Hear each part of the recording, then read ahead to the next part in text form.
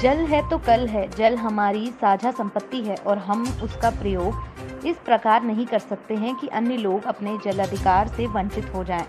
केवल वर्षा जल संचयन से जल समस्या का समाधान नहीं हो सकेगा, अपितु जल प्रबंधन को समग्रता से समझना व लागू करना होगा। जल समस्या के समाधान के लिए केवल सरकार को ही नहीं, बल्कि हमें भी अपने हिस्से के प्रयास करने होंगे। ऐसे अनेक सामायिक विचार विश्व जल दिवस 22 मार्च के अवसर पर नेशनल चैम्बर द्वारा आयोजित वर्चुअल गोष्ठी में आए और यह भी निर्णय हुआ कि चैम्बर में एक टीम गठित कर जल समस्या के समाधान के लिए निरंतर प्रयासरत रहेगा।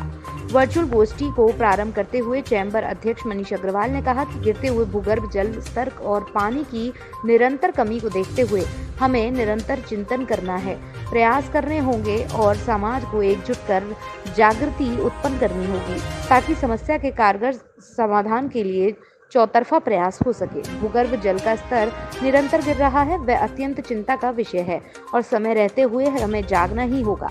विषय की भूमिका रखते हुए सुप्रीम कोर्ट के वरिष्ठ अधिवक्ता केसी जैन द्वारा कहा गया, जल समस्या के समाधान के लिए वर्षा जल संचयन एक महत्वपूर्ण भाग मात्र है। केवल वर्षा जल संचयन से समस्या का समाधान संभव नहीं है। हमें जल प्रबंधन की समग्र नीति बनानी होगी, जिसमें प्रयोग किए हुए जल की रिसाइकलिंग, नालों और सीवेज के पानी के शोधन के बाद उपयोग आदि उसके विशेष भाग होंगे। हमें वृक्ष भी ऐसे लगाने हैं जिनमें पानी की कम आवश्यकता हो। कृषि कार्य में जो भूगर्भ जल प्रयोग में आता है वह कुल प्रयोग में आने वाले जल का लगभग 80% है। अतः कौन सी खेती की जाए जिसमें पानी कम लगे, इसका भी ध्यान हमको रखना होगा। ड्रिप इरिगेशन और स्प्रिंकलर सिस्टम को अपनाना होगा। बड़े बड़े पब्लिक पार्कों को बोरवेल के स्थान पर एसटीपी व नालों के शोधित जल से सिंचाई करनी होगी, जैसा कि राष्ट्रीय हरित प्राधिकरण के आदेश के क्रम में दिल्ली के पब्लिक पार्कों में हो रहा है।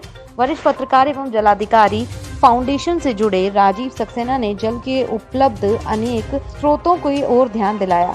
उन्होंने कहा कि ताजमहल के आगे नाला एतमाली पर बैराज का निर्माण होना चाहिए, जोधपुर झाल विकसित होना चाहिए, जो आगरा के लिए जल का एक बहुत बड़ा स्रोत सिद्ध होगा। घना सेंचुरी के पास 13 मोरी बांध के निकट दीवार खड़ी कर दी गई है, जो हटनी चाहिए। पार्क माइनर चालू होने चाहिए। चिकसाना डैम की दुर्दशा है, जिसे सुधारना होगा।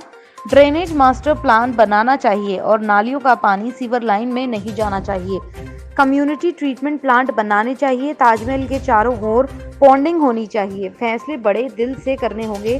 ब्रिटिशर्स ग्रीसन की आगरा के संबंध में बनाई गई योजना के जो भाग आज भी प्रासंगिक हैं, उनका प्रयोग करना होगा। कार्यक्रम का विधिवत संचालन चैम्बर के पूर्व अध्यक्ष राजीव गुप्ता द्वारा किया गया एवं धन्यवाद ज्ञापन अध्यक्ष मनीष अग्रवाल द्वारा किया गया। कल जल दिवस था, वर्ल्ड वाटर डे के नाम से ये हम लोगों ने इसको मनाया, लेकिन एक दूसरे को कहना ही काफ़ी है।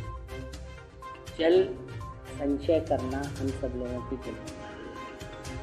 मुझे माफ़ कीजिएगा, लेकिन मुझे जैसा लगता है कि शायद 2040 में जल युद्ध हो जाए। लोग पानी के लिए आपस में लड़ेंगे। साफ पानी लेने के लिए 10 गिलास पानी का वेस्ट होता है। अप्सा ने ये तय किया है कि आने वाले साल में हम बच्चों को वर्कशॉप के द्वारा बच्चों को अवेयर करेंगे कि जल कैसे बचाया जा सकता है और जल की क्या महत्व। इस पर मेरी सब लोगों से ये प्रार्थना है कि जल संचय करें, अधिक से अधिक ग्रीनरी लगाएं।